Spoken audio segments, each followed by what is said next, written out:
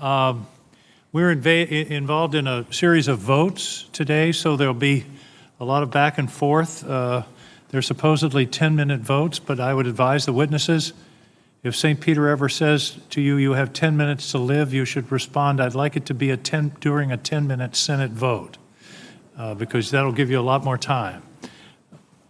Let me thank you, the witnesses, for agreeing to appear today before our Strategic Forces Subcommittee. Thank you all for your service. The purpose of today's hearing is to examine the processes and procedures of how the Nuclear Weapons Council coordinates Department of Defense requirements for nuclear weapons with the Department of Energy's National Nuclear Security Administration and their budgets. We have as witnesses the principals of the Nuclear Weapons Council, except for the Undersecretary of Defense for Policy. This hearing is a historic one, tracing its roots to actions that occurred 76 years ago and reflective of tensions that exist between the manufacture and utilization of nuclear weapons. The Nuclear Weapons Council once was called the Military Liaison Committee, and it was established in the 1946 Atomic Energy Act after the Manhattan Project was disestablished. The committee was a result of an amendment to the 1946 Act by Senator Vandenberg of Michigan, who, after a much heated debate on the civilian versus military control of nuclear weapons, at the time consisted of 9 such weapons, by the way, in our entire stockpile. Senator Vandenberg referred to this debate as a tempest in a teapot. I would note that Senator Vandenberg worked with President Truman to form NATO and the Marshall Plan, and is quoted as stating that partisan politics should stop at the water's edge. Senator Vandenberg's portrait hangs in the reception room to our Senate chamber.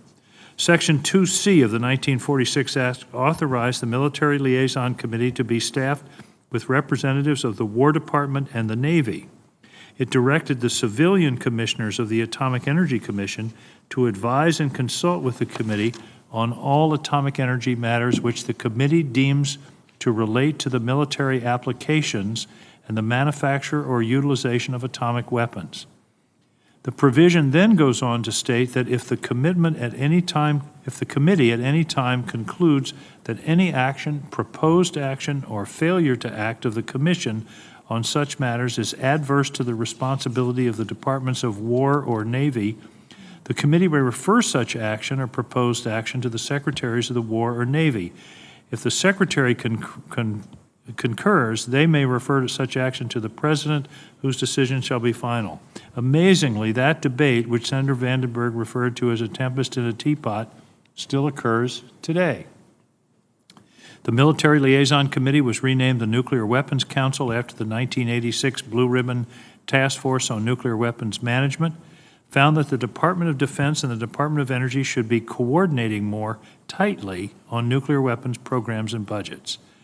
I'm hopeful that today we can examine the relationship between the Department of Defense and the NNSA and how requirements and budgets are coordinated. And we keep in mind that the debate that occurred in 1946 really revolves around the civil-military control of nuclear weapons. It is an important and healthy tension, but one we must respect as fundamental to our laws and Constitution. We've just finished another nuclear posture review. Russia is making reckless statements about nuclear use, and the NNSA is executing its highest workload since the 1980s as we rebuild our aging triad. Now more than ever, we need the Department of Defense and the NNSA to closely coordinate in a unified way their requirements and budgets so that our nuclear deterrent continues to be, as Secretary Ash Carter described it, the backbone of every national security action we undertake today. Again, let me thank today's witnesses for you all agreeing to appear, and after brief opening statements, we will have rounds of 5-minute questions to the witnesses. Senator Fisher. Thank you, Mr. Chairman. I will keep my statement short so that we can save time for more questions. First of all, welcome to all of our witnesses. We appreciate the effort it took to align your schedules and appear before us today. I'm sorry that Secretary Call couldn't be with us, but Dr. Plum, we're glad to have you here. Thank you. I also want to thank the staff, John Epstein in particular, for their effort to bring this hearing together. We have before us today the most senior panel that I can recall ever appearing before this subcommittee, and we look forward to your testimony and about the Nuclear Weapons Council's work to ensure our deterrent remains safe, secure, effective, and credible as the geopolitical landscape becomes less stable and nuclear threats increase. I remain concerned that we are not doing enough and that we continue to accept greater risk in our policies, plans, and programs. Russia's increasingly overt nuclear threats should remind all of us of the importance of nuclear deterrence and the risk of deterrence failure. This is the Department of Defense's most important mission, and we must ensure it has the capabilities and resources necessary to succeed. Thank you, Mr. Chairman. Ms. Ruby, if you would begin. Chairman Reed, Chairman King, Ranking Member Fisher, and members of the subcommittee, it's my pleasure to be here today with my colleagues from the Nuclear Weapons Council. The Nuclear Weapons Council serves an indispensable coordination role between NNSA and DoD for the design, development, testing, and production of U.S. nuclear weapons and delivery systems. It also serves a critical role for anticipating future needs and managing priorities and risks. The biggest challenge NNSA faces today is conducting 5 stockpile modernization programs while simultaneously revitalizing our infrastructure. NNSA is fully committed to executing programs as efficiently and quickly as possible while managing risks. However, the risk will persist until we complete the enterprise recapitalization efforts. Steady progress is being made. The W-88 ALT-370 and the B-6112 are on track to meet DoD operational schedule. NNSA is also developing the modernized W-80-4, W-87-1, and W-93 in partnership with DoD. I am proud of how well NNSA is working with the Navy, Air Force, U.S. STRATCOM, and the Nuclear Weapons Council during this demanding time. The 2022 Nuclear Posture Review laid out some clear initiatives that impact the NNSA. We are committed to implementing production-based resilience and warhead science and technology innovation. We are also diligently working to recruit, develop, and retain our workforce. Lastly, I would be remiss if I didn't mention NNSA's equally strong commitment to our responsibilities to promote nonproliferation, reduce nuclear risk, and enhance counterterrorism and counterproliferation efforts. We appreciate your sustained bipartisan support. Thank you, and I look forward to your questions. Admiral Richards. Chairman Reed, Chairman King, Ranking Member Fisher, distinguished committee members, it's a pleasure to be here again as the operational commander responsible for our nation's nuclear forces and being able to testify beside my Nuclear Weapons Council colleagues. Given Russia's ongoing war against Ukraine, I will have to limit my responses in this unclassified forum. Let me begin with this observation. We are facing crisis deterrence dynamics right now that we have only seen a few times in our nation's history. When I testified to this committee in March, I expressed concern regarding three-party deterrence dynamics that we face today. The nation and our allies have not faced a crisis like Russia's invasion of Ukraine in over 30 years. President Putin simultaneously invaded a sovereign nation while using thinly veiled nuclear threats to deter U.S. and NATO intervention. The PRC is watching the war in Ukraine closely and will likely use nuclear coercion to their advantage in the future. Their intent is to achieve the military capability to reunify Taiwan by 2027, if not sooner. STRATCOM has been preparing for this class of threat for years, developing theoretical deterrence concepts and putting them into action. Yet my ability to maintain strategic deterrence is limited. As stated in my fiscal year 2023 unfunded priorities memo, the war in Ukraine and China's nuclear trajectory, their strategic breakout, demonstrates that we have a deterrence and assurance gap against the threat of limited nuclear employment. To help close this gap, pursuing a low-yield, non-ballistic capability that does not require visible generation should be re-examined, in my opinion, in the near future, along with other measures to address this. Weapons program delays have driven us past the point where it is possible to fully mitigate operational risks. In some cases, we're simply left to assess the damage to our deterrent. Further programmatic delays, budget shortfalls, or policy decisions to lower operational requirements to meet infrastructure capacity will result in operational consequences. However, the Nuclear Weapons Council, I believe, is well positioned to assess and meet these challenges. I applaud my Secretary, Secretary Austin's Integrated Deterrence Initiative to confront the three-party deterrence dynamic.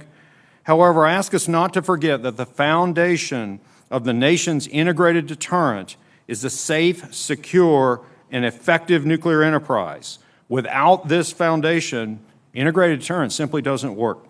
I look forward to your questions. Thank you. Mr. LaPlante. Thank you, Chairman King, and also Ranking Member Fisher, and thanks to my colleagues here from the Nuclear Weapons Council for this really important subject. And it was very daunting to hear the history and the provenance of this very committee. Thank you, Senator. Nuclear deterrence, as has been said, is the top priority and is the backbone of everything we have. It's the backbone of every operational plan the Department of Defense has, as was pointed out by others. And for over 60 years, the bedrock of that, of course, has been the triad, and we need it to be with us for many decades to come. And as the Admiral just said, we have pushed the modernization of those platforms and those capabilities as long as we can.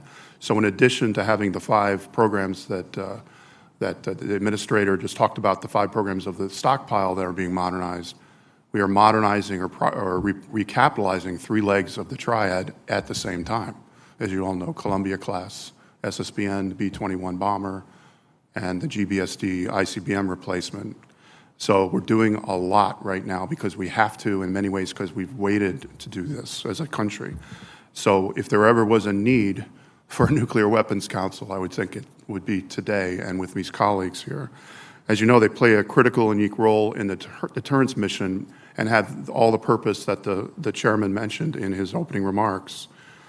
It is a joint DoD and NSA forum, and it's designed to facilitate priorities to make sure we're going across these themes and understanding the interdependencies, which are many, between all these different pieces. So this is as much as anything else for this to happen. And I welcome the transparency and the strong commitment that colleagues at the Department of Energy, as well as the Administrator Ruby, have given us. We had our first, at least for me, my first session I chaired yesterday, and I can tell you we are all on the same page. We are all on the same page. So as was mentioned, the NPR is out. We now know what our guidance is to do. We have to get on and execute. And so that's our challenge. And a lot of this also, the backdrop is reconstituting capabilities and a workforce that has atrophied. These systems that are being modernized or recapitalized, the workforce we're using to do it is largely a workforce that was not there when their predecessor systems, the one we have today, were built. So this is really a big challenge for us. And I look forward to engaging with this committee and with the Nuclear Weapons Council. So thank you. Thank you for your chairmanship of this, of the council. I just want to state for the record that this hearing was planned in January, before the invasion of Ukraine, and I don't want anyone to interpret this hearing as somehow nuclear saber rattling on behalf of the United States. This is a hearing that this subcommittee felt was important, but it is not related to the events in Ukraine in any specific way. I think it's important to make that point. Ms. Hsu, please. See.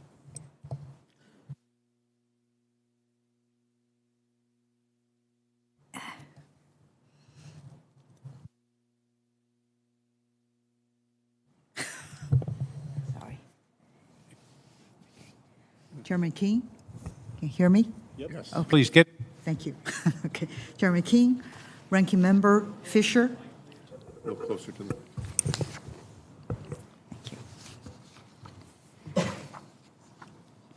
Chairman King, Ranking Member Fisher, and subcommittee members, thank you for inviting us to provide testimony for the Senate Armed Services Committee hearing on the Nuclear Weapons Council's activities to sustain and modernize the U.S. nuclear deterrent.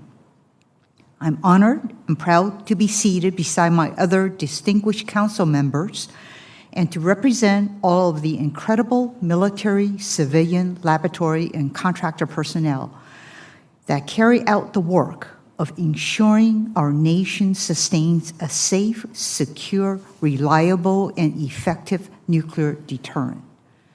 The Office of Undersecretary of Defense for Research and Engineering is responsible for the Department of Defense's National Defense Science and Technology Strategy, including the Department's nuclear weapon modernization activities. We share the responsibility of ensuring an enduring scientific and technological advantage with the nation's nuclear enterprise with the National Nuclear Security Administration. Together, we're tasked with creating innovative ways to ensure that the modernization of the nuclear triad achieves strategic deterrence during a period of rapidly evolving threats. A month ago, I testified before the Senate Armed Services Committee Subcommittee on Emerging Threats and Capabilities on how I am working to accelerate innovation for the warfighter. This mission has never been more important than it is today and applies as much to our nuclear forces as it does to our conventional forces. Strategic competitors of the United States are rapidly developing their nuclear arsenal in new and novel ways with a clear intent of increasing their reliance on these weapons in their security strategies. The United States must not allow ourselves to be taken by technological surprise, and we must have the technological resilience to anticipate and rapidly respond to emerging threats. We have a solemn responsibility to ensure that we replace our nuclear delivery systems and platforms in both a timely and cost-effective manner. My job is to make sure that we bring the best technological innovation to the nation has to offer. This includes leveraging emerging technologies and advanced manufacturing methods, making wise investments in the defense industrial base, ensuring the integrity of our supply chains, and increasing focus on exquisite modeling and simulation, rapid prototyping, and demonstration capabilities. I have also set for the department 14 critical technology areas vital to maintaining our military's technological advantage, some of which specifically applies to the nuclear enterprise, such as areas surrounding microelectronics, advanced materials, quantum science, advanced computing and software, and integrated network systems and systems.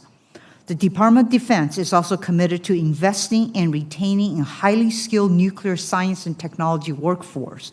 This is the enduring means by which we ensure the long-term viability of our nation's nuclear deterrent. These are the current ways my office is contributing to the Nuclear Weapons Council activities and will work towards implementing nuclear policy objectives, including supporting the modernization of the nuclear triad. Thank you for the invitation to testify before this committee. I look forward to your questions. Thank you. John Plum, Assistant Secretary of Defense for Space Policy. Thank you, Senator King. Chairman Reed, Chairman King, Ranking Member Fisher, members of the subcommittee, I am also honored to testify here today with my colleagues on the Nuclear Weapons Council, where I'm proud to represent policy for most meetings. In my role as Assistant Secretary of Defense, I am responsible for nuclear weapons policy, and so I thought today it would be appropriate to use my brief time to discuss the 2022 Nuclear Posture Review. The Department completed its review of nuclear posture earlier this year in close consultation with the interagency, outside experts, allies, and partners. The NPR represents a comprehensive, balanced approach to U.S. nuclear strategy, policy, posture, and forces. And as Admiral Richard said, maintaining a safe, secure, and effective nuclear deterrent, as well as a strong and credible extended deterrence commitment, remains the top priority for the Department. And this top priority is further reinforced by Russia's invasion of and nuclear rhetoric regarding Ukraine and by China's rapid nuclear modernization and expansion. Committed to that priority, the President's FY23 budget request includes $34.4 billion for the nuclear enterprise. This includes fully supporting the modernization of the Triad, modernizing our nuclear security infrastructure, and investments in our NC3, Nuclear Command, Control, and Communications Architecture. Now, that $34.4 billion is nearly $7 billion more than the FY22 request. It includes funding for the B-21 bomber and the LRSO for the air leg, GBSD for the ground leg, and the Columbia SSBN and the Trident II life extension for the sea leg. Now, at the same time, and after considering all viewpoints, the NPR concluded that the SLIC amend should be canceled and the B-83 TAC 1 should be retired. The NPR underscores the U.S. commitment to reducing the role of nuclear weapons and reestablishing our leadership in arms control. We will continue to emphasize strategic stability, seek to avoid costly arms races, and facilitate risk reduction and arms control arrangements where possible. Our nuclear forces remain the bedrock of our deterrence architecture. They are foundational to every defense priority established in the National Defense Strategy, and they remain indispensable to our national security. It's my honor to work with the Nuclear Weapons Council and the Congress and this committee on these issues. Thank you, and I look forward to your questions. Thank you, sir. Final witness, Admiral Christopher Grady, Vice Chairman of the Joint Chiefs of Staff. Admiral Grady. Chairman Reed, Chairman King, Ranking Member Fisher, and distinguished members of the subcommittee, thank you for the opportunity to testify today with my colleagues. For 78 years since the end of World War II, democratic institutions and the rules-based order have prevented great power war. Since the advent of the nuclear age, our nuclear deterrent has served a vital purpose in a U.S. national security strategy and continues to be an essential part of our strategy to preserve peace and stability by deterring aggression against the United States, our allies, and our partners. However, today we face a complex global threat environment characterized by increasingly sophisticated and militarily capable strategic competitors who intend to fundamentally change the rules-based order. And this, of course, is recently evidenced by an unprovoked and unnecessary war of aggression by Russia. Since the Manhattan Project, a partnership between the national laboratories, production facilities, and our respective departments has provided us with the cornerstone of our security, the nuclear deterrent. And these relationships are evolving and growing stronger as we transition from maintaining legacy systems to producing modern capabilities. This is why the 2022 National Defense Strategy and Nuclear Posture Review reinforces our commitment to modernize the Triad. As the subcommittee conducts its crucial oversight on this important topic, there are 3 areas that I recommend require focused leadership. First, everything we do should start with the threat, and the threat is moving fast, and the joint force requires capabilities that give us the ability to deter and respond at the time and place of our choosing. Next, we must accelerate how we buy, develop, experiment, and field modern capabilities, particularly how we manage the Phase X process. Moving at the speed of relevance is not a nice-to-have, it is a must-have, but many of our processes and our products are products of the industrial age. We also require timely and predictable funding to achieve modernization, and our activities are highly interdependent, and funding gaps disrupt our ability to deliver, and I appreciate the support of the committee to that end. In closing, I thank the subcommittee for its leadership and commitment to the nuclear deterrence mission and all of our service members, and I look forward to your questions. Thank you. Thank you, Admiral. Thanks to all of our witnesses. We'll do 5-minute rounds as per the committee's custom. Let me begin. Mr. LaPlante, you're the chair. The most general question is, how is it working? We've had problems in the past. There have been, as you know, some controversy over the last several years.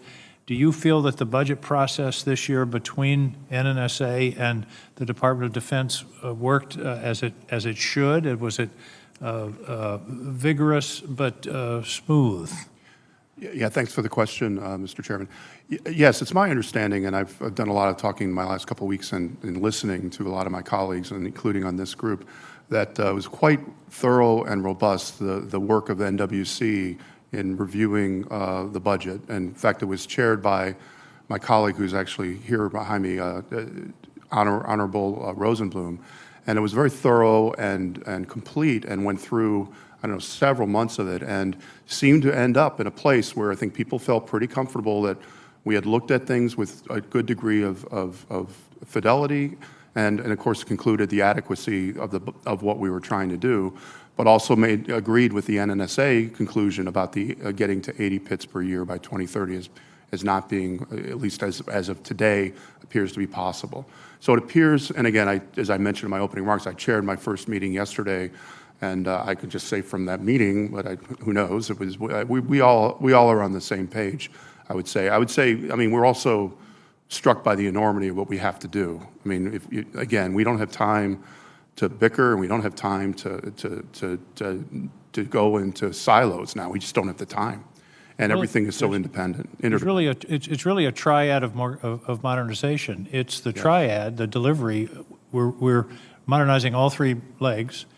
We're modernizing the weapon system, but we're also modernizing the facilities themselves at NNSA, which I've been to Los Alamos, and I think there's some facilities that date back to the Manhattan Project. So it's a massive undertaking.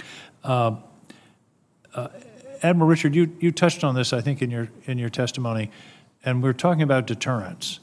The budget defunds the Sea-Launched Cruise Missile. And my question is, do we have a deterrent capability below the level of a massive response? And if not, isn't that a gap in our deterrent capacity? We do have a deterrent capability, and you're talking about a class of deterrence challenge that STRATCOM has been working on since 2015. How do you deter limited employment? Nuclear posture review, very thorough review. I think as y'all have seen, this is an excellent strategy that has resulted. But I think it's incumbent upon us to learn lessons as we go along, as the threat changes, both China's strategic breakout and what we're learning in real time in the crisis inside Ukraine. And so not all of your triad is available all of the time. Day to day, we have a dyad. And so the question becomes, as we go forward, what changes, capability and capacity and posture do we need to have to better deter the threats we face? And I do submit that that is a question we need to be looking at, and based on what we're learning from the Ukraine crisis, the deterrence and assurance gap, it's important not to leave that out. A non-ballistic, low-yield, non-treaty accountable system that is available without visible generation would be very valuable. And we don't have that today, is that correct? That's correct. A different question on deterrence. One of the things that keeps me up at night is non-state actors getting a hold of nuclear weapons. And Ms. Ruby, I know that part of your list of things to do is non-proliferation.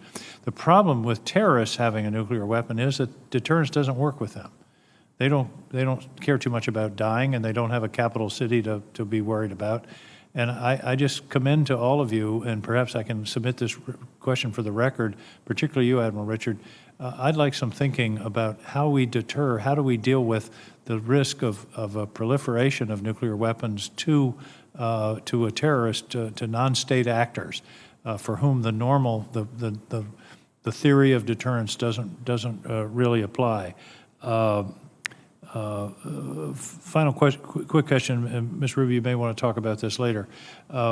Savannah River, 80 pits a year. It doesn't look like we're going to make it. Is there a plan to accelerate that process and get a better handle on costs? Yeah, the Savannah River Pit Production Facility would make 50 pits per year to allow us, as a country, combined with the Los Alamos, 30 pits per year to make 80. We are moving as fast as we can on the Savannah River Pit Production Facility design. That's the phase that we're in. That design is occurring at about 75% of the time that a non-nuclear design of that same magnitude would take place. So I feel like that's accelerated.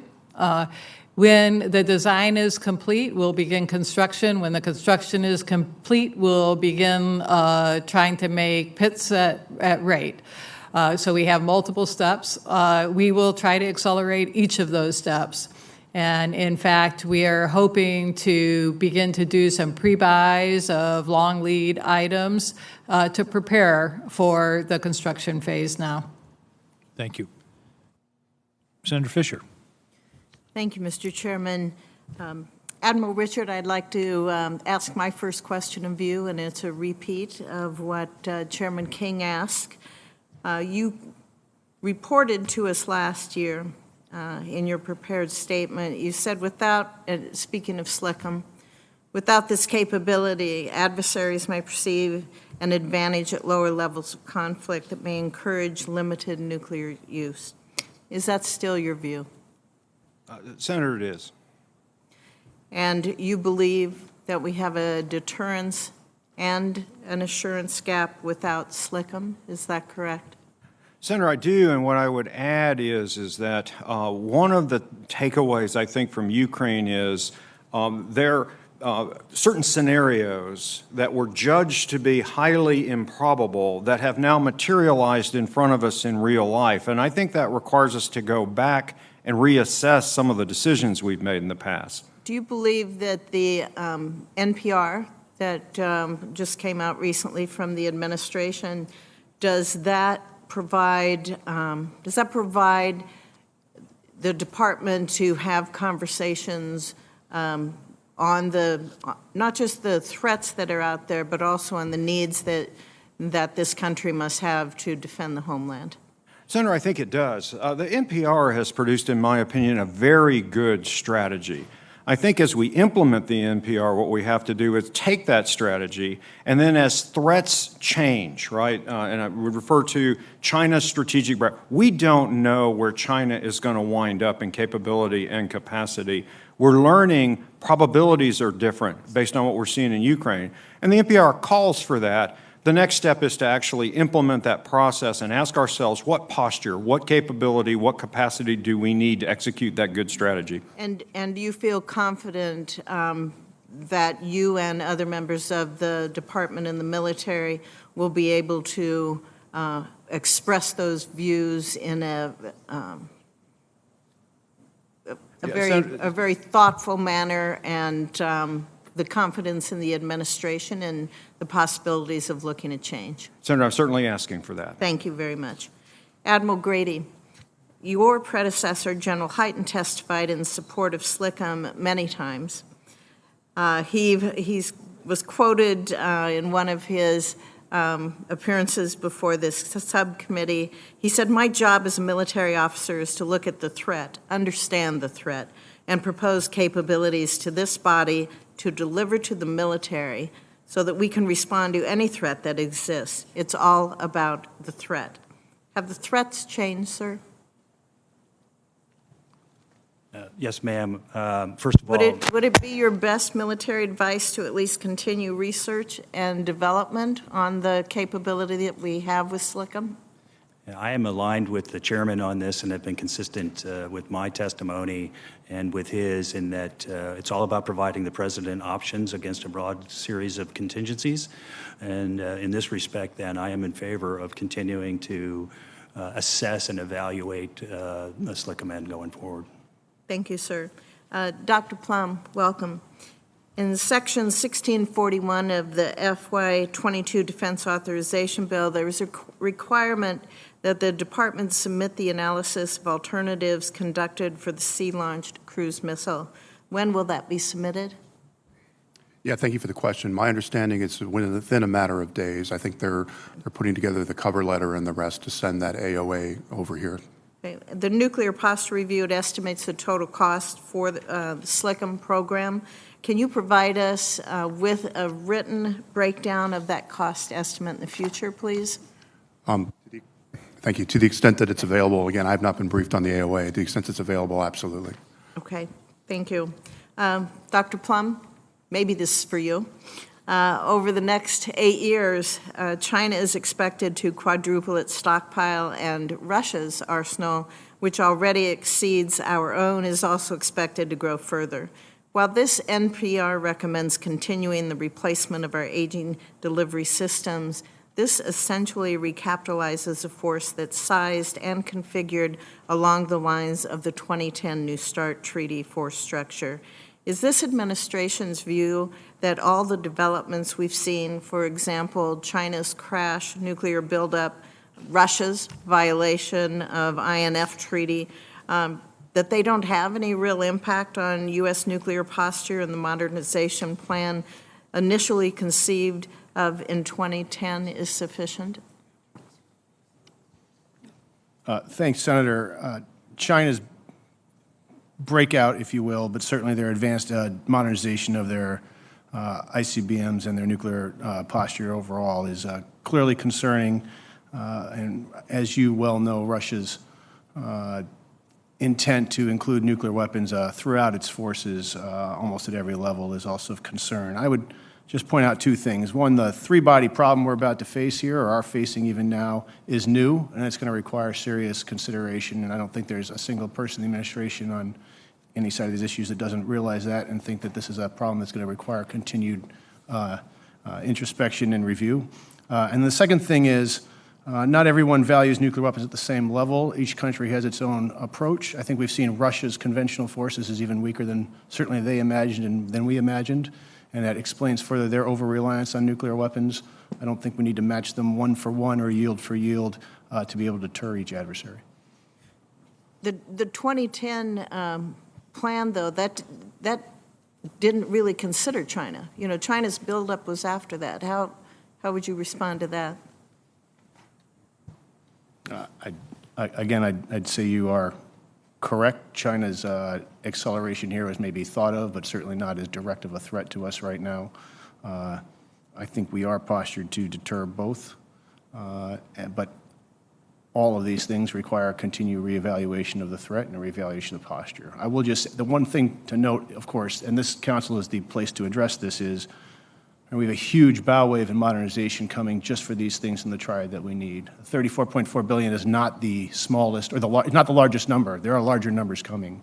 And we have capacity issues with NNSA as well, and so we have to take all of these realities into account as we look at this problem. And the reality of the, one last point, the reality of the Defense Department's budget is there's a very small percentage that goes to our nuclear weapons. Isn't that true? I believe it's 4.5% for the nuclear piece overall. The weapons piece obviously is smaller, Senator. Thank you. Thank you, Senator Fisher. Senator Reed. Thank you very much, Mr. Chairman. I had the opportunity to speak with Administrator Ruby yesterday, and I'm trying to understand two messages we've got. One, Administrator Ruby wrote to the committee on April 12th indicating that there's an unfunded priority of $250 million to $500 million for pit production at the Savannah River site. Then on April 22nd, the Nuclear Weapons Council wrote to the committee that additional funding would not be required. Indeed, the words were funding alone will not enable it to meet pit production requirements.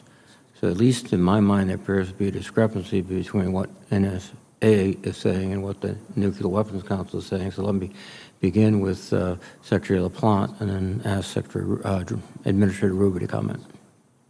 Yeah, thank you, Senator, for the question. Understand the question. The Nuclear Weapons Council stands by the assessment that was provided on that I signed on April 22nd of the adequacy of the budget, as well as that no additional money will get the pits to 80 per year. It's and I would say this: the Nuclear Weapons Council has been tracking since the fall this potential idea and concepts of additional. Let's say early or long lead items, possibilities that might help. Won't bring the pit production to 80 per year by 2030, but just will be assistance in leaning forward. We've been aware of this for some time. It was not really at a high degree of fidelity when we reviewed it, so we didn't consider it at the time. I think since then, particularly for the part, and I would also defer to my colleague as in a moment, that involved the $250 million that were the three items, the glove boxes and the building facility, as well as the training. It appears that we have enough fidelity here that it looks like it might be sensible to do. However, we need to review it. And the plan right now is Nuclear Weapons Council in the next few weeks, we're going to take a look at this proposal, and we'll make our comments on it and make it available both to you and to this committee. I would just say this: we really want to applaud leaning forward. So our bias is going to be leaning forward. If there are good ideas that'll continue to come up out of our colleagues in NNSA, we need to make sure we look at them, and if they're solid, we need to implement them. And this is going to be a continuous process. Subject to questions, that's my answer. Thank you. Mr. Administrator, your letter preceded the Commission's letter. You're a member of the Commission. Do you concur with that, or do you offer additional advice? I concur, but Senator, if you would let me try to clarify. So the Nuclear Weapons Council letter made a comment that no additional amount of money will get 80 pits per year in 2030. That's a statement I completely agree with. The request for additional money, the letter I signed out, was associated with trying to buy down risks and accelerate processes to get to get construction completed faster and to get to pit production faster, not to get to 2030. So this would still be post-2030, but it would allow us to have more confidence that we wouldn't have to stop or stall because we didn't have equipment when we were doing the construction project, and to make sure that the people are ready to make pits when they can get in the building. Well, I would appreciate further advice and comment as you study this issue going forward. And one issue which might not be appropriate for an open session is that, we see this both agree the 2030 target is not achievable. As it goes back, we have to think about what effect it has on our nuclear deterrence, our ability to actually arm nuclear weapons. And I'm sure you are doing that, and in a classified session we can pursue that question. Thank you. I have a brief bit of time, but both for the Vice Chairman, Admiral, the proposal for the submarine-launched cruise missile would actually involve the attack submarines, am I correct? That's correct, sir. And was part of the analysis the effect on the operational requirements of attack submarines vis-a-vis strategic ballistic missile submarines? And did that factor into the recommendation by the Nuclear Posture Review? Sir, since my time as the Vice Chairman, I have not studied that issue, nor have I seen that study. That's not to say it did not happen, so I would like to go back and determine whether that did happen. Now, the SLCMN was validated through the JROC as a valid requirement, but as to the CONOP and how it might affect the Virginia. Admiral Richards, very quick, as my time's running, I'm over, but do you have a quick comment? Admiral Grady's assessment was very accurate, and I will offer that there are a wide range of CONOPs that are available to the Navy for the employment of SLCMN on a nuclear-powered submarine, not necessarily the CONOP that we used for the old TLAM-N. Thank you very much. Let me recognize Senator Cotton, please, on behalf of Senator King. Thank you all for your appearance here today. It's good to see the entire Nuclear Weapons Council here, with one exception. The Undersecretary of Defense for Policy, Colin Call. Mr. Plum, you are filling in for Mr. Call today. Do you know why he couldn't be here? Senator, I don't have a specific, but I will say that on his behalf, I attend the Nuclear Weapons Council meetings. It's my responsibility as ASD Space Policy to Nuclear Weapons Policy, and so we've got a close working relationship, and I think from a panel standpoint, at least in my mind, sir. It's a- Sure, I'm glad you do that, and I'm sure you do. Was he in the Pentagon today working? Does anybody know? Admiral Grady, do you know if he was in the Pentagon working today? I do not know, sir. Is he in the Washington National Capital Region? Do you know that, Mr. Plum? Sir, I do not. Mr. LaPlante, you're the chair of the council. Do you know where one of your council members is? I don't. This hearing? Not right now or not today. Thank you. I just want to point out this seems to be a part of a continued pattern on behalf of the chairman of the committee and the chairman apparently now of this subcommittee of protecting Colin Call at all costs from appearing in public before this committee, and I think it's a pattern that should stop. Admiral Richard, I know you've already touched briefly on this. I was gone. I just want to make sure I understand your testimony. You said on your unfunded priorities list that you need, quote, a low-yield, non-ballistic capability to deter and respond without visible generation. Let's put that in plain English. Low-yield, non-ballistic capability, that sounds a lot like a cruise missile. Without visible generation, that sounds like something that's not on an airplane. So to me, that sounds like a sea-launched cruise missile with nuclear capabilities. Is that right? Senator, a sea-launched cruise missile would fit those requirements. Okay. So is it your best military advice that we continue developing this nuclear-capable sea-launched cruise missile? Senator, yes. So you agree in that regard with Chairman Milley and General Walter's testimony? Yes, sir. Okay. Admiral Grady, you just heard Admiral Richard's testimony. Is it your best military advice that we continue with the sea-launched cruise missile with nuclear capabilities as well? Senator, it is. Okay. Admiral Richard, given that Russia's arsenal already exceeds ours and that China's arsenal is rapidly growing, if we keep our plans exactly the same as they are today, will the STRATCOM commander who comes after you in 8 years, 2030, have a force that is capable of deterring both Russia and China? That is the number one question that we need to ask ourselves as this moves forward. That's why I asked you. Right. What we have is the absolute minimum. It depends on the trajectory where this goes, and we will not be able to do it with the same level of risk that we're carrying today if we don't ask that question. Churchill said in his Iron Curtain speech that you should not engage in temptations of a trial of strength by merely exceeding your adversary by a small amount in military power. Do you agree with Churchill's recommendation that you don't encourage trials of strength?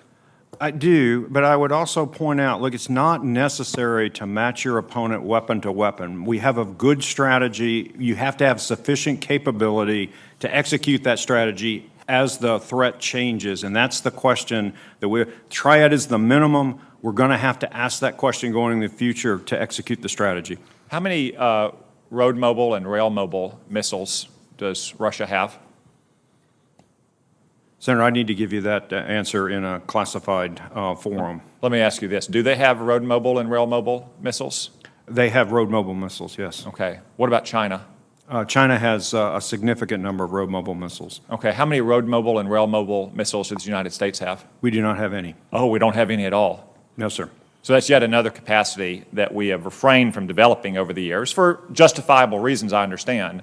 My point is that we can't simply decide to disarm unilaterally on all these different domains like a sea-launched cruise missile or other non-strategic or tactical or battlefield weapons, however you want to phrase them. Admiral Richard, one final question. So I'm pleased to see that, once again, the forces in favor of modernizing our triad, which, as you say, is the absolute minimum, have succeeded against the efforts of the far left to defund them. I do worry about some potential single points of failure on these modernization programs, though, and the operational impacts that could occur from any delays. Could you share your thoughts on this risk and how to avoid it?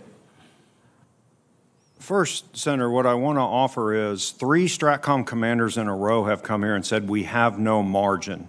We don't have any operational margin left. We use that operational margin to delay the recapitalization as long as we have. What is left inside your triad is its inherent ability to hedge between legs, inter-leg hedging. That capability is there for operational, technical, and geopolitical risks. It was not placed in our triad for programmatic convenience. I recommend that we maintain that hedge for the purpose it was designed for, and we start asking the question, what's it going to take to get this recapitalization done on time? Because I have very little ability operationally to mitigate delays. All right. Thank you all for your very important work on the Nuclear Weapons Council. Thanks, Senator Cotton. Senator Rosen, you're recognized, and if Senator King does not appear at the conclusion of your comments, could you recognize Senator Rounds on behalf of the chair? Thank you. Oh, there we go. Thank you, Chairman. Thank you all for being here today and for all your work and your service to our country. I really appreciate it. I'm going to talk a little bit about the Nevada test site. I'm going to keep calling it the Nevada test site. It's a lot easier than the Nevada National Security Site, NNSS. It's a little easier to say that. You know, it was ground zero for the majority of our country's explosive nuclear testing between 1945 and 1992, with 100 atmospheric tests and 828 underground tests being conducted at the site. As someone who lived in Nevada when our nation conducted the last explosive testing that shook the ground, the whole ground would shake all around Las Vegas on those first Saturdays of the month when they would do them, I am strongly, more than strongly opposed to the resumption of explosive nuclear testing in our state. So today the site oversees the Stockpile Stewardship Program, principally, as we know, at the U1A facility, an underground laboratory where scientists conduct subcritical experiments to verify the reliability and effectiveness of our nuclear stockpile. So, Administrator Ruby, I know we've spoken about this just for the record. In your professional opinion, do you agree that there is not a current or foreseeable need for the United States to resume explosive nuclear testing that produces nuclear yields? Yes, Senator Rosen, I do. And I would just go further to say our entire stockpile stewardship program is designed around the principle that we will make sure we understand weapons enough so that we don't have to test. Thank you. And I want to build a little bit again on our discussion last week about U1A advancements and how will the U1A upgrades, the upgrades to the complex, improve the stockpile stewardship program so that, honestly, we will never have to return to those days of explosive nuclear weapons testing? Yeah, thank you, Senator, for the question. The U1A complex at the Nevada test site, I'll follow your lead. Yeah, easier to say. Is the tunnel complex where we do subcritical tests to study the science. And we're investing significantly in upgrading the infrastructure in that tunnel complex, as well as new experimental capabilities in the enhanced capabilities for subcritical experiment project. And with that, when we're able to do those experiments, we'll be able to use weapon-relevant geometries and materials to study the implosion of a pit that will allow us to have even better models and assess the stockpile so that we don't have to test. Thank you. I'm going to ask one more question on this to you, Administrator Ruby. The Nuclear Weapons Council is required to report regularly to the President regarding the safety and reliability of the U.S. stockpile and to provide an annual recommendation on the need to resume underground nuclear explosive testing, like we're talking about, to preserve the credibility of the U.S. nuclear deterrent. And so I'm going to ask you, Administrator Ruby and Secretary LaPlante, what is the position of the Council on renewed explosive testing for the record? You want to go first? Sure. As you rightly state, the three NNSA lab directors are required by law to assess the safety and reliability and performance of our stockpile.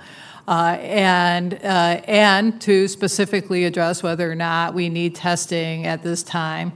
And to date, the statements have been clear that testing is not needed. Thank you. Mr. Secretary. And I would just add that my understanding, again, the Nuclear Weapons Council agreed with that assessment, and that testing at this time is not needed.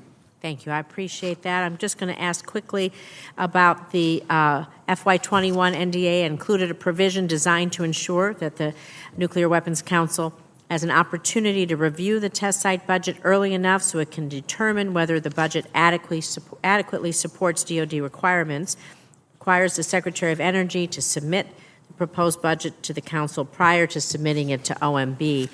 And so, Administrator Ruby, last question, I'm sorry, if you can answer quickly. Has this new review process had any impacts on the budgets to modernize and recapitalize the test site infrastructure? I do not believe so. I've only done the process once. And in this process, the Nuclear Weapons Council assessed that the DOE budget for the test site was adequate. All right, well, maybe we can talk offline a little bit more about that. Thank you very much. And let's see. Oh, Senator King. Oh, no, Senator Rounds, I believe. Senator Rounds is next. Senator Rounds.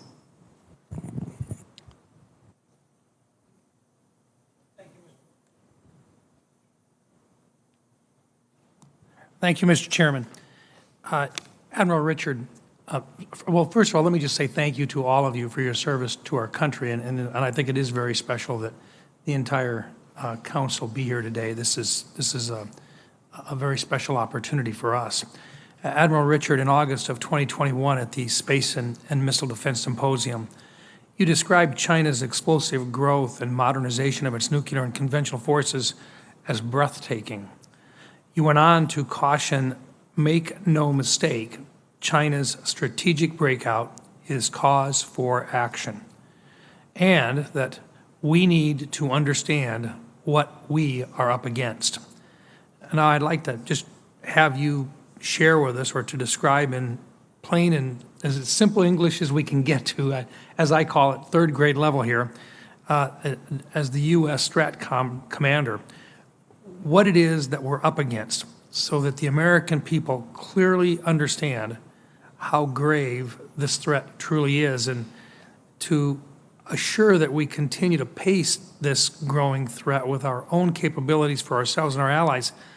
Could you also speak to how imperative it is that we do the threat to capability need reviews on a more continuing basis?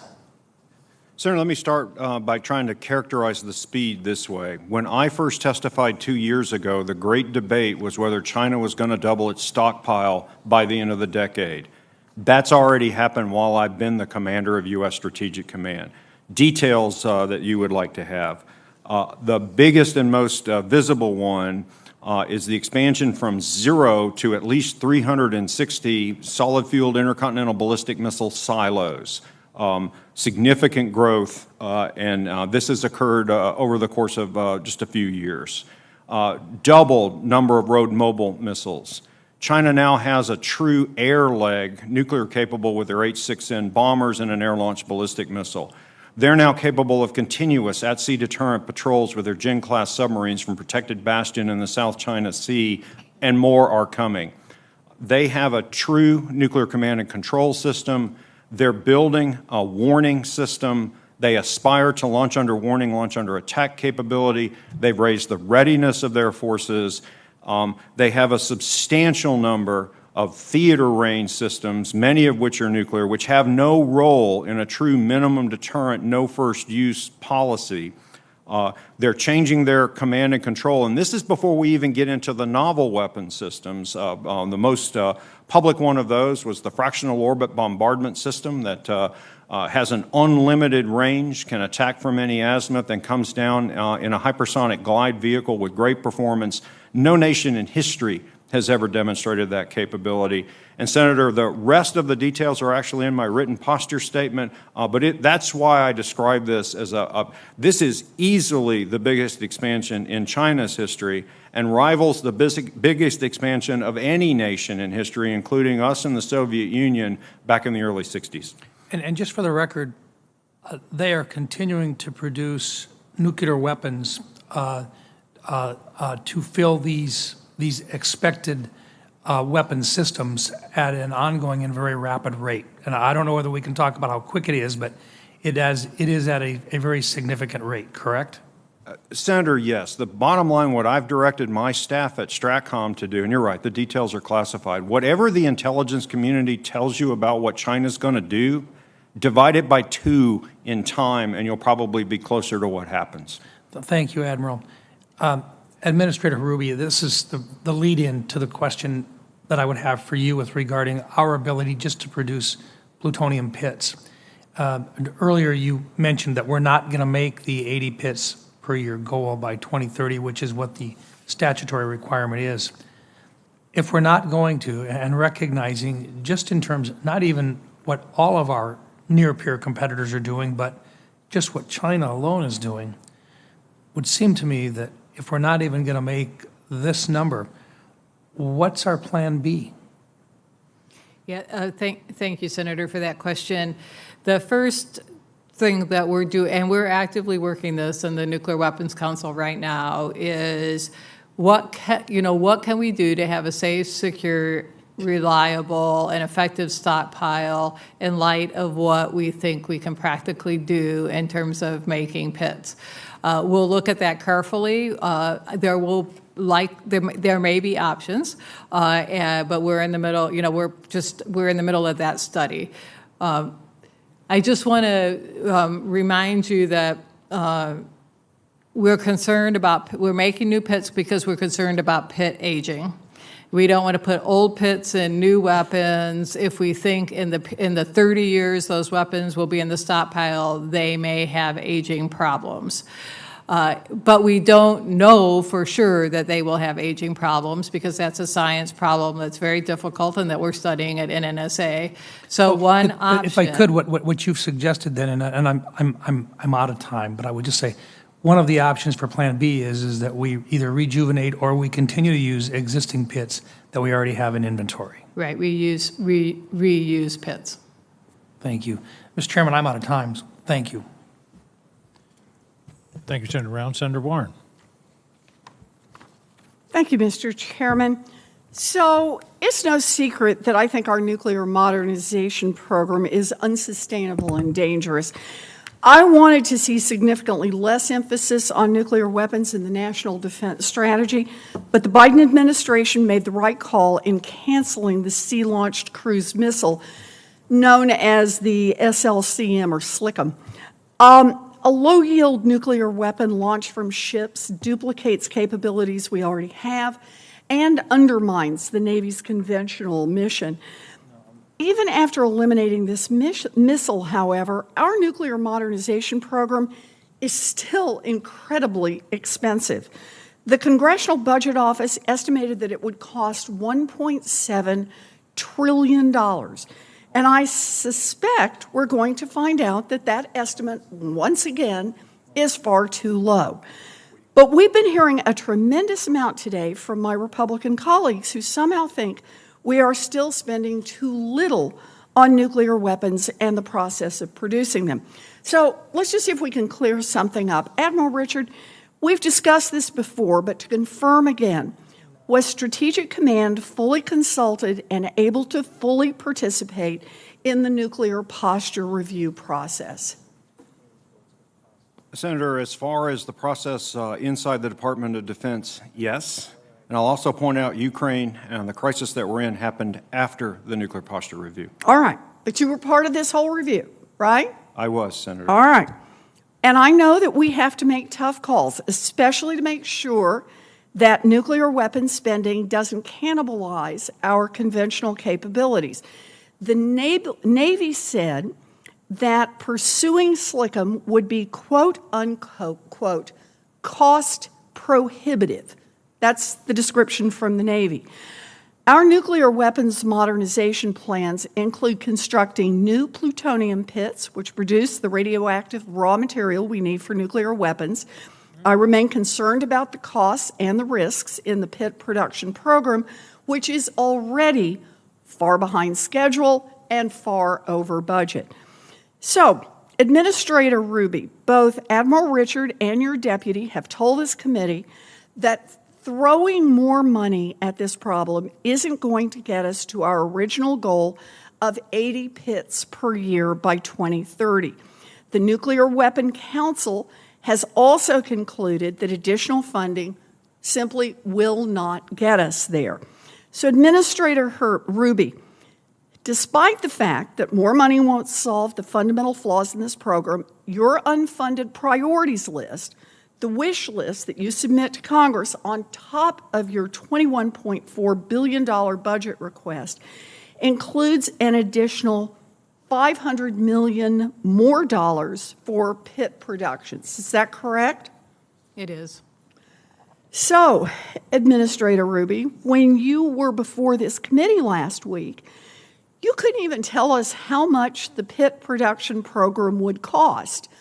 So why should taxpayers be throwing an extra $500 million on top of a program that you don't even have a cost estimate for? Yes, Senator Warren, we are in the process of doing the design so that we can have a credible cost and schedule estimate. That design will be complete in early '24. We do know, however, based on other construction projects that we're currently doing, that some items that will be needed in the pit production facility, like nuclear qualified piping and glove boxes, are taking a very long time to buy.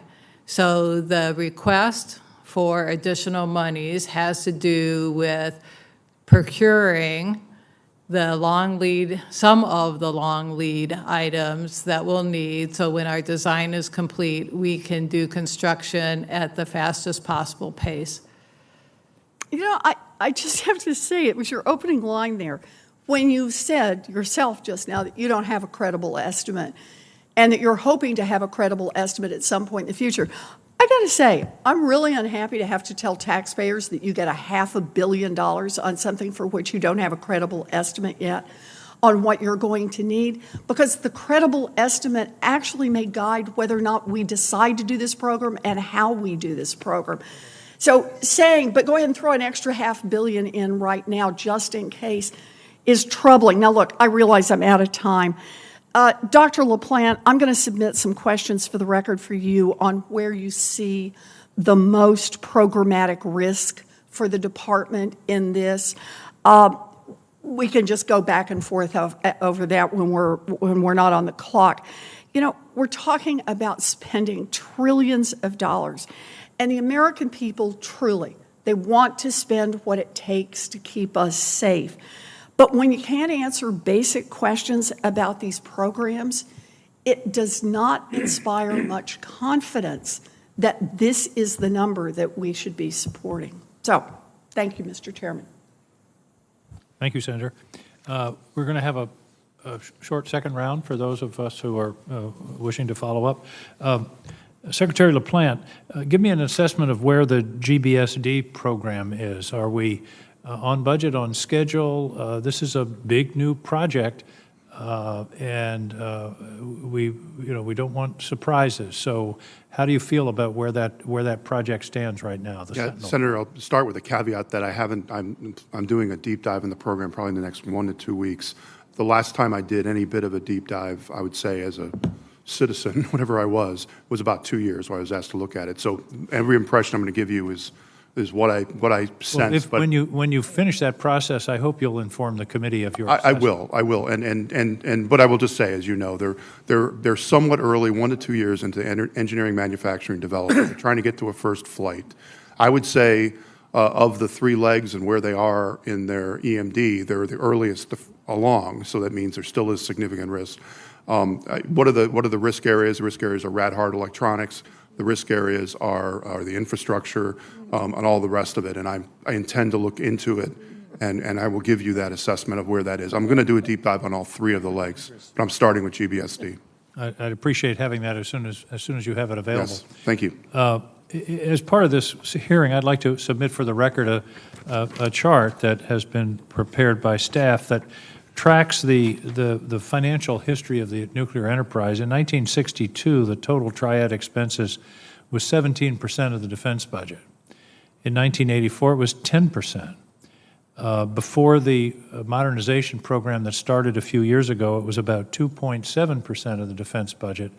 And when you add the recapitalization of the triad and of the nuclear facility, that includes the Columbia-class submarines, the B-21, and the GBSD, you get to about 6.4% of the defense budget. So I think it's important to keep these figures in perspective in terms of if this is the bedrock basis of our strategy to defend this country, we're still way below what it was 50 years ago, way below what it was 40 years ago, and a relatively modest percentage of the overall defense budget. That doesn't mean it's still not a lot of money, and I understand Senator Warren's questions that the taxpayers are being asked to pay this money, and it's our responsibility to be sure that it's used well and effectively. But I think the recapitalization is sort of skewing this discussion. I refer to it as the pig in the budget python.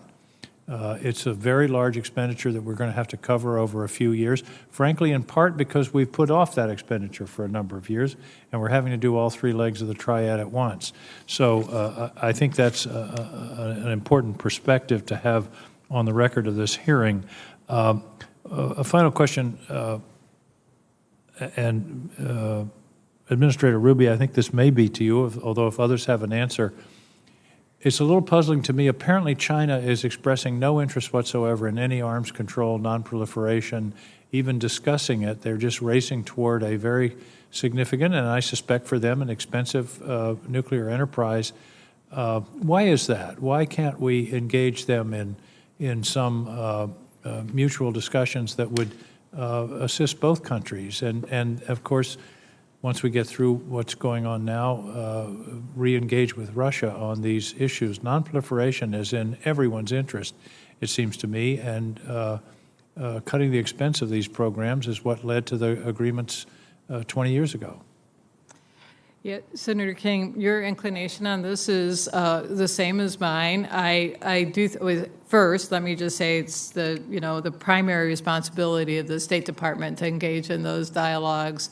The NNSA brings to those discussions a potential for technical collaboration, which worked in the past with Russian scientists and potentially could work with the Chinese, and we certainly offer that we would be willing to engage in good technical dialogue and discussion to the extent that could help strategic stability. Thank you. For the record, could you give me your thoughts to the question that I asked Senator Richard about deterrence of a non-state actor? Because that's really a proliferation question. It may be that if deterrence doesn't work, we have to fall back on keeping this material out of their hands in the first place. And I'd like your thoughts on that for the record from this I'd be happy to. committee. Thank you. Senator Fisher. Thank you, Mr. Chairman. I just want to thank all of you once again for being here today for this extremely important hearing that we're having. Administrator Ruby, last year the Nuclear Weapons Council noted significant concern about the long-term funding profile of NNSA's budget in a letter to this committee. And while this budget projects continued growth for next year, after that it would level off and then it would decline, which is exactly what the Nuclear Weapons Council warns against. Do you believe this level of funding is sufficient, or will increases beyond what's projected in this budget be necessary in order to meet our modernization requirements? Senator Fisher, thank you for that question. We will be looking at the FinCIP again in light of what we know now, what our requirements are, as well as what our infrastructure needs are. And in fact, we're just starting the FY24 budget bill, so we'll be doing that in great detail. Thank you. Dr. LaPlante, does the Nuclear Weapons Council remain concerned about the out-year budget for NNSA and continue to believe that low or no growth, quote, will not provide a sound foundation for the planned capabilities and capacities needed to meet current and future requirements, end quote? Yeah, Senator, thanks for the question. The Nuclear Weapons Council, my understanding, again, did the deep dive review of the 23 budget, and that's the letter that I sent over on the 22nd.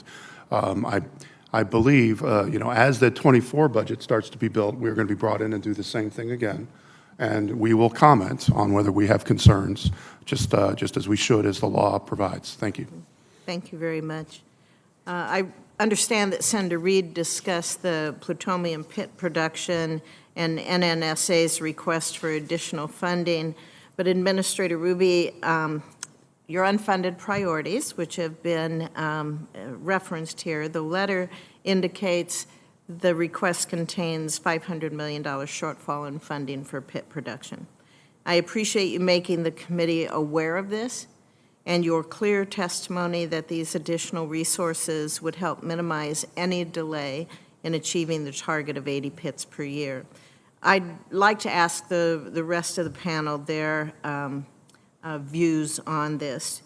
Do the members of the Nuclear Weapons Council agree these funds are necessary and believe it is critical to achieve full production as close to 2030 as possible? Secretary LaPlante, let's start with you. Yeah, thank you.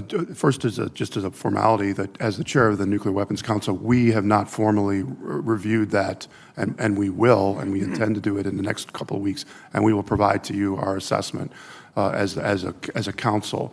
A personal view from the little that I've seen and discussed with the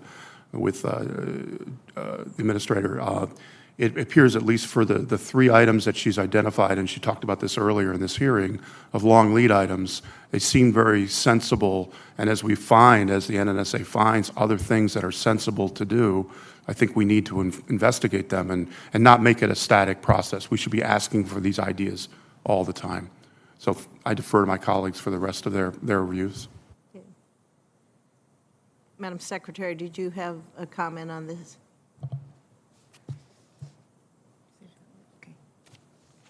Yeah, so we first heard about this at yesterday's Nuclear Weapons Council meeting.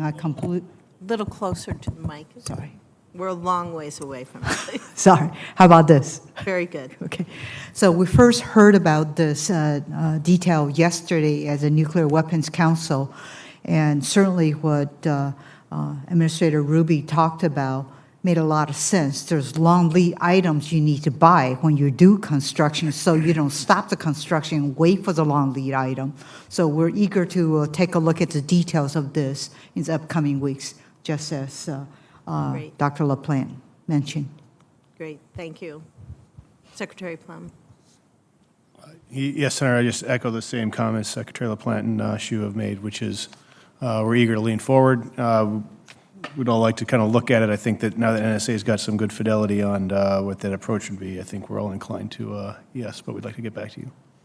Okay. Do you agree with the goal of what was presented, or do you agree that you have to minimize the delay? The goal, as I think we're on the same page. The goal is to get to 80 pits per year as close to 2030 as possible, and so if we can find a way to do it, and I think the argument that I understand it is some of these procurement items, it's kind of like keeping a line going, so we want to keep the line going so we don't have to restart it. We keep moving forward. So we keep moving forward and don't shorten a big delay. And don't add additional delay by not procuring, I think is a specific concern to the acquisition community. Good. Admiral Grady? Yes, ma'am. The military requirement is clear, 80 pits per year as soon as possible, if not by 2030, then as soon as possible after that. Looking forward to reviewing the director's proposals and making, helping the Nuclear Weapons Council decide whether this is the right way forward. But the military requirement is absolutely clear.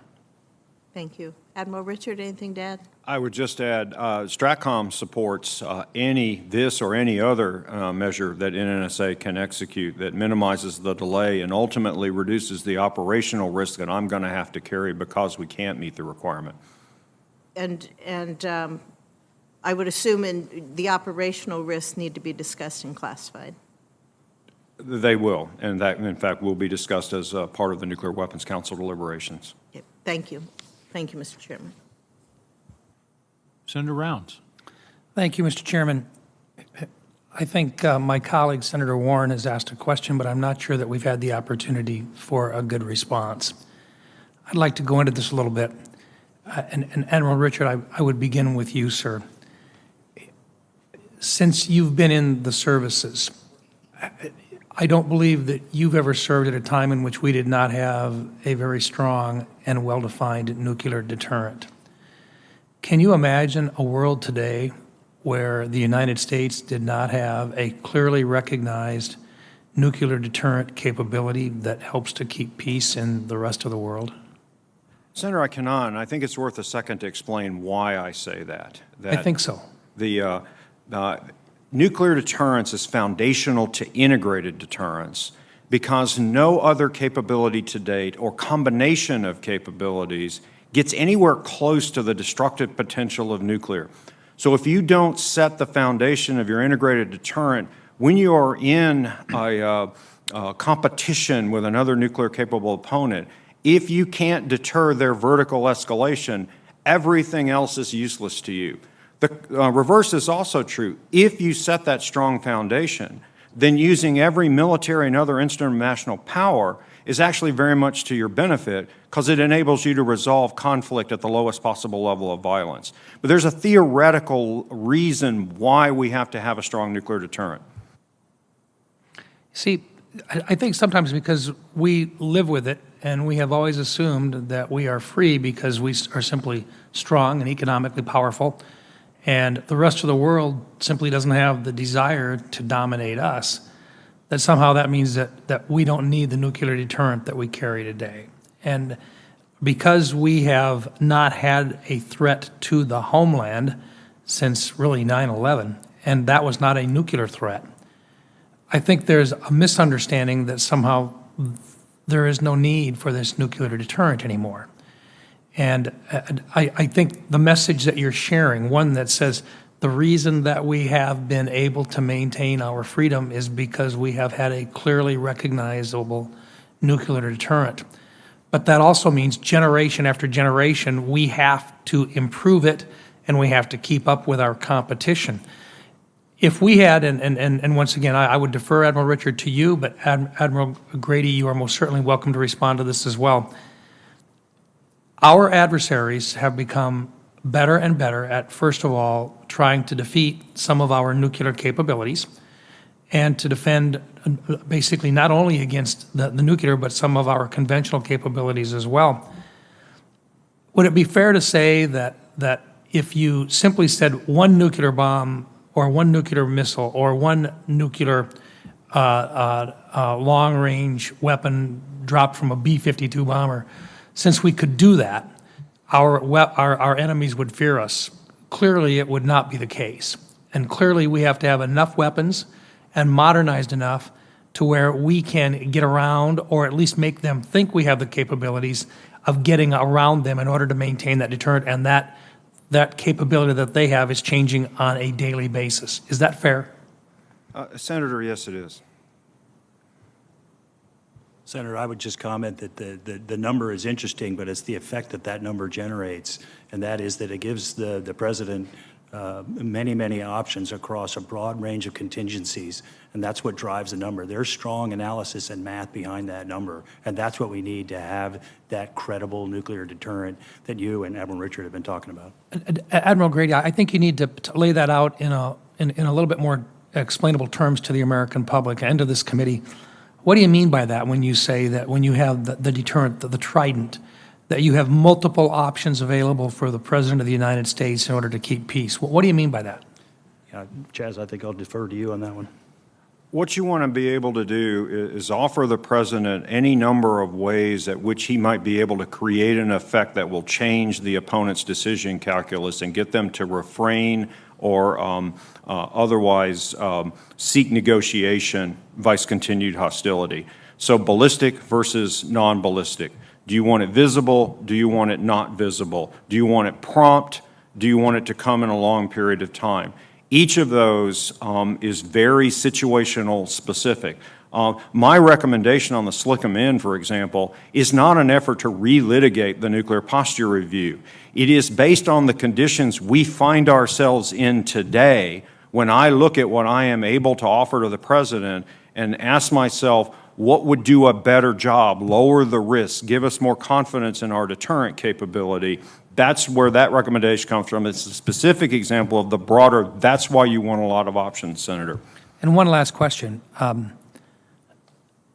Admiral Grady, do you think Russia would have invaded Ukraine today if Ukraine was a nuclear capability, if they had a nuclear capability?